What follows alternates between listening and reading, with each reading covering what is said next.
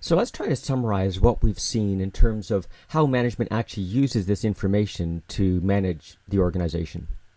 So overall, we need some sort of capability of describing what our strategy is and being able to drill down to some of the processes and projects that impact that performance. And from there, we actually want to get down to dashboards and business analytics that drive our day-to-day business. In fact, we should have a strategic objective that we can follow all the way down to the bottom level, or the opposite, start at the bottom and be able to aggregate up to see which strategic objectives it supports.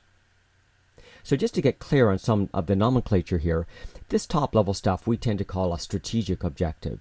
The next level down, for the sake of argument, we'll call it an operational objective. From there, eventually you're going to get down to tactics and eventually tasks. Now, these are just words. You can use whatever words you want, but the concept is we're taking a big picture thing and gradually drilling it down. Here's an example. We might take something like the objective we saw before, promote private and public sector partnerships. That may drill down to a number of operational objectives, one of which might be leveraging the private sector. From there, we should be able to take that objective and drill it down to a number of tactics, one of which might be, for example, finding cafeterias we could use within the private sector to support soup kitchens. And within that, there should be a series of tasks, one of which might be, for example, daily monitor the customer counts at the various soup kitchens so we can make sure we have the right capacity at the right location. So that's sort of an example of how a strategic objective drills down. You'll notice another characteristic here, and that's about time. Leadership, in general, is looking out, say, 1 to 5 years. The people that report to them, say, 1 to 5 quarters. The people that report to them, 1 to 5 months. And down at the bottom, 1 to 5 days, 1 to 5 minutes. The timelines change, but what we do see consistently from organization to organization is that the timelines get shorter and shorter as you get down the organization. The way that we package the information also needs to change to reflect those timelines. Typically, senior management gets to see strategy maps and impact diagrams, the top 2 levels.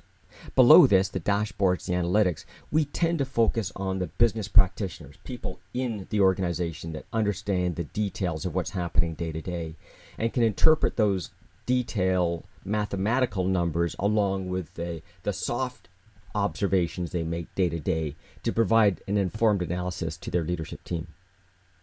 So this information structure is how we manage the organization. It's how we decompose strategy from the top big picture down to the very detailed transactional world, and also allows us to ensure alignment across the organization. Obviously, if we change the weighting of a strategic objective or what the objective was, it's going to have a ripple effect across the organization and down. What we're trying to do is create a mechanism here that captures that knowledge to build the agility in the organization as we go forward.